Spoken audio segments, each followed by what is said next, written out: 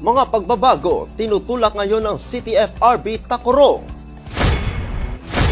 4-piece graduation program isinagawa sa lalawigan ng Sultan Kudarat.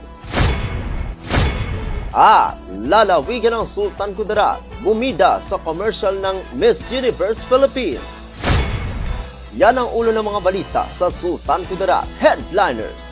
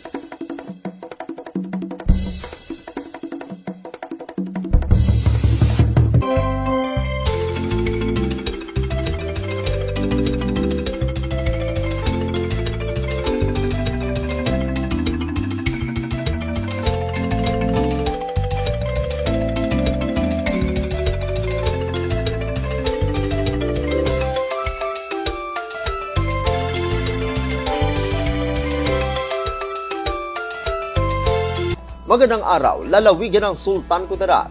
Narito na ang mga pangunahing balita sa Sultan Kudarat Headliners ngayong Mayo 22, taon 2024. Mga pagbabago, tinutulak ngayon ng CTFRB Tacurong. Narito ang ulat.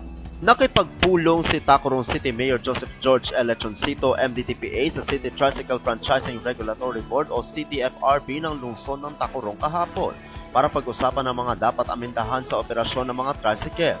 Ang mga napag-usapan ang pagpapanatili ng barangay poblasyon bilang free zone na pinapahintulutan ng mga tricycle na magpasakay sa mga highly urbanized barangay, gaya ng Barangay New Isabela, Barangay San Pablo, Barangay Buena Flor at Barangay Grino. Napagkasunduan rin na limitahan ang bilang ng franchises bawat operator para mabigyan ng oportunidad ang mga bagong aplikante at ma-relocate ang mga hindi nakuhang sertipiko. Karagdagan, napag-usapan rin ang pasahe na ito ay nakadepende sa presyo ng langis, paglipat ng mga TODA terminal na medyo malayo sa pagpapaayos ng pamilihang bayan at ang arawang truck ban mula ika-6 ng umaga hanggang ika-6 ng gabi sa pinanukalang commercial district. Inutos din ng alkalde na mahigpit na paghuhuli sa mga walang lisensyang tricycle at panukala na magkaroon ng General Assembly para tugunan ang mga hinaing na mga operator. Ako ang inyong kaibigang Apolinario Ferdi Valencia para sa Sultan Kudarat Headliners. 4-piece graduation program isinagawa sa lalawigan ng Sultan Kudarat. Narito ang ulat. Umabot sa 210 ang nagtapos na dumalo sa Provincial Pugay Tagumpay 2024 4-piece graduation program ng Department of Social Welfare and Development o DSWD kahapon.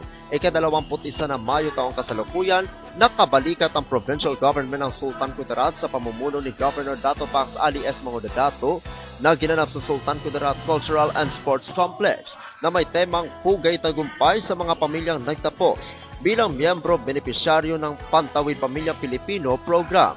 Ang Pugay Tagumpay Graduation Rites ay kumakatawan ng pagtatapos ng kanilang pagiging bahagi ng programa na sinimula ng kanilang bagong kabanata na makakatayo na sa kanilang sarili.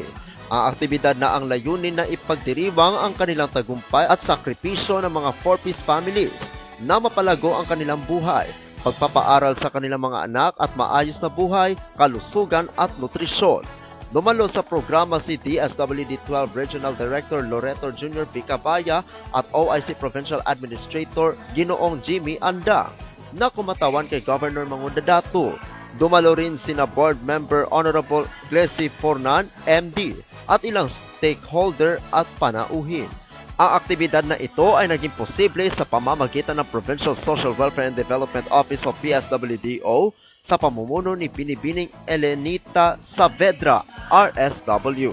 Ako ang inyong kaibigang Apolinario Ferdi Valencia para sa Sultan Kudarat Headliners.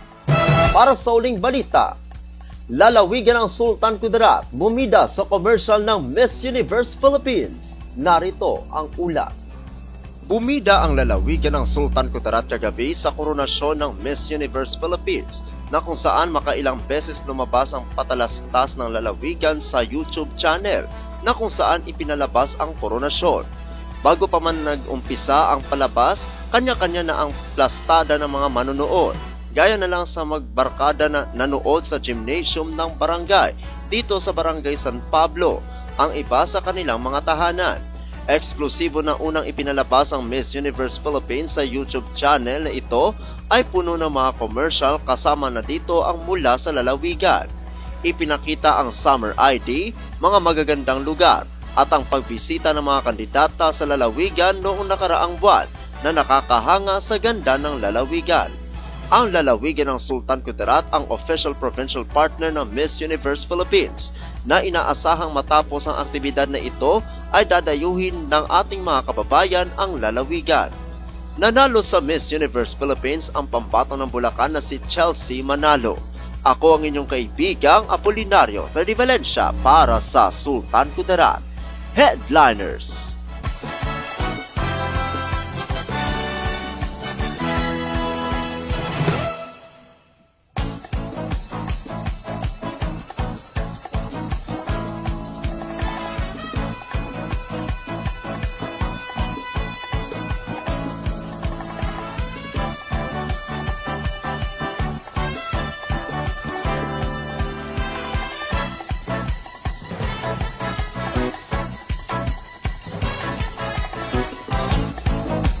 Atin ang kabuuan mga balita sa araw na ito.